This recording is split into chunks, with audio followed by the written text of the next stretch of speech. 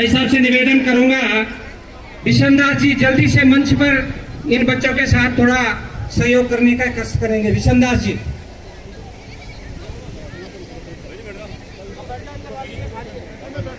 सज्जनों, हमारे बीच में आज के मुख्य वक्ता और हमारे जो आज के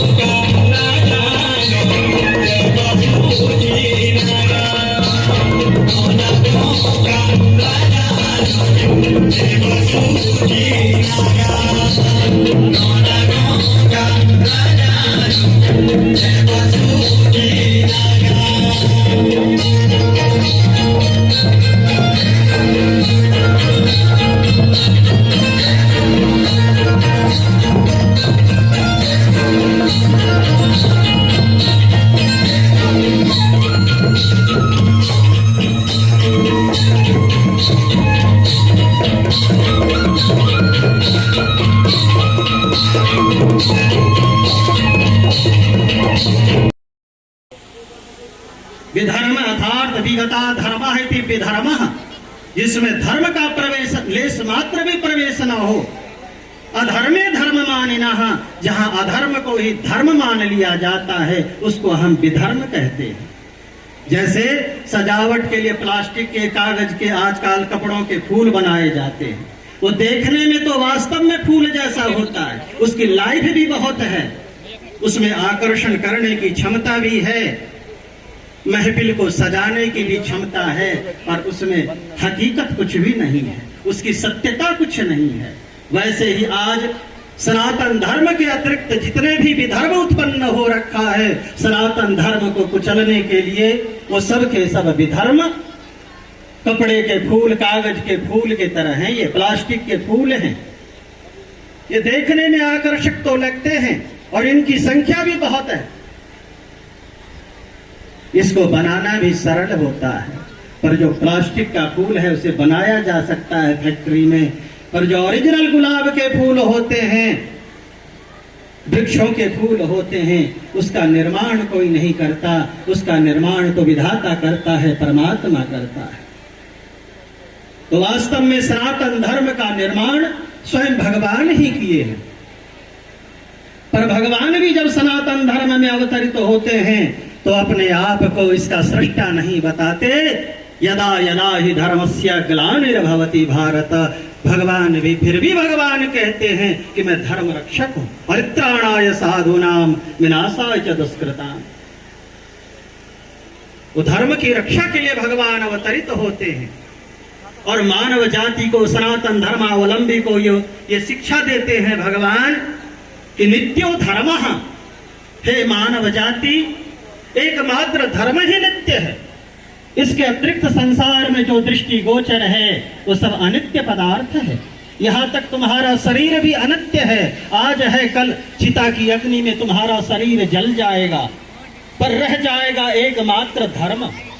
नित्यो धर्मः, धर्म नित्य है। सुख दुखे तो नित्य, ये सुख और दुख संसार के जितने वैभव पदार्थ हैं वो सब के सब अनित्य पदार्थ हैं, आज है कल नहीं रहेगा। जिस भगवान की अयोध्या की सौंदर्य को देखकर ब्रह्मा जी लज्जित हो गए थे त्रेता युग में, निज करणी कतहु नहीं देखा, ब्रह्मा जी लज्जित हो गए थे कि मेरे कार्य कुछ भी दिखता नहीं है। उसी अयोध्या में सैकड़ों वर्ष तक एक टुकड़े जमीन के लिए हम हिंदू लोग, हम सनातन धर्मावलंबी लोग मुकदमा लड़ते रहे। यानी भगवान के बनाई हुई संपत्ति भी अगर नश्वर है, क्षणभंगुर है, तो हमारी और आपकी बनाई हुई संपत्ति, मान प्रतिष्ठा, मर्यादा कहां तक स्थिर रहेगा? वो रहने वाला नहीं है। इसलिए नित्यो धर्मः, एकमात्र धर्म ही नित्य है। सुख दुखे त्वनित्यः, जीवो नित्यो, हमारी और आपकी आत्मा नित्य है। हेतु रस्प नित्यः, और संसार के जितने पदार्थ जिसके पीछे लोग अपने धर्म का त्याग कर देते हैं, दूसरे के धर्म का आश्रय ले लेते हैं, वो नश्वर वस्तु है। इसलिए महाभारत कहता है, धर्मराज युधिष्ठिर कहते हैं, न धर्मं त्यज्य जीवितस्यापि हेतोः, किसी भी परिस्थिति में धर्म का त्याग नहीं करना चाहिए। किसी भी परिस्थिति में धर्म का आचरण करो, यही हमारा धर्मशास्त्र कहता है, यही हमारा सनातन धर्म कहता है। किसी भी परिस्थिति में धर्म का त्याग का आदेश नहीं देता। स्वजनों, आप लोग सुहृद हैं हमारे। बाल्यकाल से यत्न करता हूं कि स्वधर्म का आचरण करूं भी और इसका प्रचार भी करूं।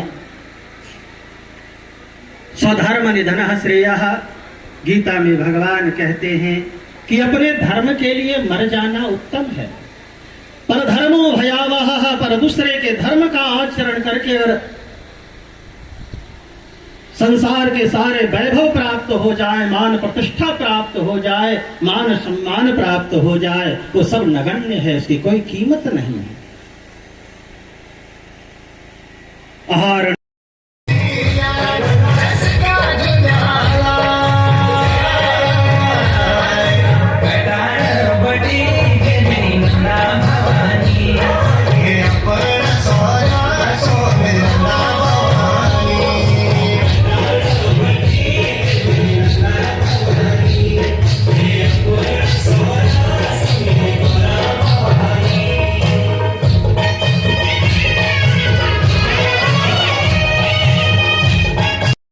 और बहुत कम संख्या में आए, तो कितनी कम संख्या में गीत की पंक्ति में हम बोलते हैं, मुट्ठी भर आक्रांताओं ने अनगिन अत्याचार किए, आत्म शून्य दिग्भ्रमित हमी ने उन्हें कई उपहार दिए, विदेशियों की चाल न समझे, लड़े मरे भाई भाई। तो बहुत कम संख्या में आक्रांता इस देश में आए, हमारे ही देश के किसी एक व्यक्ति को अपने साथ मिला करके इस देश के शासक को मारने का काम किया। इस देश में जो समाज सुधार का काम कर रहे थे उनको मारने का काम किया। तो हमारे अंदर आपसी भेद था। से बोलता था, आज सबके अलग अलग मोबाइल, सबके अलग अलग कमरे, इनमें ही हम भटके रह गए हैं। किताब के नीचे मोबाइल है कि कौन सी किताब रखी है कोई देखना नहीं, पता नहीं क्या पढ़ रहा, क्या देख रहा, क्या सुन रहा, किस ओर जा रहा। कल समाचार पत्र में मैं पढ़ रहा था कि एक व्यक्ति, एक उसका पिता बता रहा था कि शायद देहरादून का विषय है, कहाँ का है, 6-7 लाख उसके पुत्र की प्रत्येक माह की आय है, लेकिन वो अपने पिता को पीटता है, मां शायद है नहीं, उनकी देखरेख नहीं करता है। और पहले एसडीएम कोर्ट ने लागू किया कि भाई 4,000 रुपए प्रति महीना अपने पिता को देगा। उसके 2-3 महीने बाद फिर कोर्ट में दोबारा निर्णय हुआ कि 10,000 रुपए प्रति महीना देगा। लेकिन आज तक 1.5 साल हो गए, उसने अपने पिता को कुछ नहीं दिया। अब डीएम के पास वो बात गई है, उसमें सख्ताई से निर्णय लिया जा रहा है। तो ऐसे छोटे छोटे परिवारों के विषय हैं जिनके लिए हम सजग नहीं हैं। तो इन छोटी छोटी बातों के प्रति सजग रहना, कम से कम सप्ताह में हम माना परिवार के 5 सदस्य हैं, 10 सदस्य हैं, तो क्या एक समय का भोजन हम एक साथ कर सकते हैं? सप्ताह में एक दिन कोई समय ऐसा पूजा का मान करके हम चाहे मंगलवार का दिन तय कर लें, क्या हनुमान चालीसा का पाठ हम एक साथ कर सकते हैं? क्या कभी तो हम मिलने का क्रम रखें। हमारा कोई मिलने का क्रम ही नहीं है। 5 सदस्य हैं, 5 अलग अलग भोजन कर लें, किसी को कुछ से लेना देना ही नहीं। सबका आने का जाने का समय अलग है। तो इन विषयों के प्रति हमें जागरूक होना पड़ेगा। तो ये है कुटुंब प्रबोधन। यहाँ पर नारियों को सम्मान पूर्वक देखा जाता है। जहां बोला जाता है यत्र नार्यस्य पूजन्ते रमन्ते तत्र देवता, जहां नारियों की पूजा होती है वहां देवताओं का निवास होता है, सम्मान होता है। और विश्व में कोई भी ऐसा देश नहीं है। अन्य संस्कृति का अध्ययन करेंगे तो हमें कई बातें समझ में आएगी, तब हमें ध्यान आएगा कि हमारी ही संस्कृति श्रेष्ठ है। ऐसे परिवार को बदलने की पूजा, वो परंपरा, परिवार में परिवर्तन आए। माँ का स्थान हमारे यहाँ पहले से ही ऊंचा रहा है। माँ को पहला गुरु के रूप में देखा गया है।